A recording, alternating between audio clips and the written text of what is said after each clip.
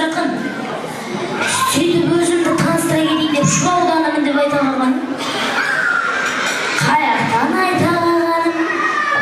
Бір екі здоровый жігіт келді. Бауырым, далаға шығып кетші деп.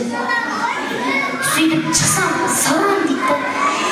Уағалейкум ассалам. Бауырым қаяқтысың деді. Шудыкымын деп.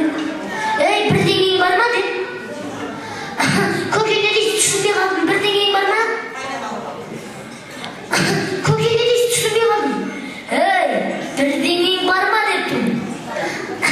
Сіздер ойлайсыздар ғой деймін, осы шудығы болғаннан кейін бәрі шегет деп. Бір жақта шекпейді, бір жақта сатады дейсің ғой. Ал енді сіздер шудықлер тек қана сатады деп ойламаңыздар. Шудықлер арасында сатып, ән айтып, бейбелеп тұрады.